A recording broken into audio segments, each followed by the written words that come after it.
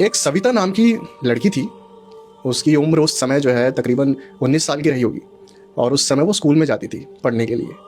तो क्या था, उस समय बच्चों को पढ़ाना मतलब खासकर लड़की को काफ़ी बड़ी बात होती थी कि भाई कोई अपनी लड़की को पढ़ा रहा है। उस टाइम पे तो ऐसा है कि भाई पहली गई दूसरी गई भाई छुड़ा उसको, तीसरी गई चौथी गई छुड़ा उसको। लेकिन उस समय वो उनके जो पिताजी थे सविता के, वो काफ़ी प्रोग्रेसिव सोच के थे, तो भाई पढ़ा लेते हैं, क्या दिक्कत है।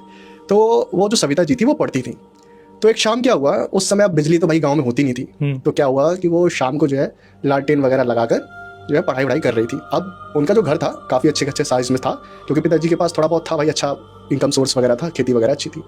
तो क्या हुआ, शाम के समय वो जो है, अब घर कैसे होते हैं गांव में, आप सभी ने देखा होगा, द्वारा जिसको बोलते हैं, एंट्रेंस पे खाट लगाकर वो अपना पढ़ रही थी। और उनके पिताजी भी खेत से काम वगैरह करके आए, काफ़ी ज़्यादा थके हुए थे, हाथ में उनके सब्जियां वगैरह थी, और उन्होंने बुलाया इनकी मम्मी को और बोला ये सब्जियां हैं बना देना। और उसके बाद में जो है ये वो भी खाट पे आकर बैठ गए, ये पहले से ही पढ़ रही थी।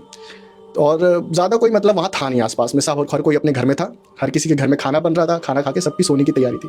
तभी अचानक से क्या हुआ, चिल्लाने की आवाज़ आई एक आदमी की। एंड वो चिल्लाते चिल्लाते आया घर के पास में आया, एंड उसके पीछे कुछ गुंडे पड़े हुए थे। एंड वो जो गुंडे थे उनकी आवाज़ सुनकर ये जो सविता जी के पिताजी थे, उन्होंने तुरंत उनको जो है खींचा सविता जी को, एंड कमरे में ले गए और दरवाजा था बंद कर दिया, कुंडी वुंडी लगा दी। और उनकी मम्मी से भी बोल दिया कि बाहर मत आना, क्योंकि भाई ऐसे चिल्ला रहे हैं और शाउटिंग इतनी ज़्यादा थी।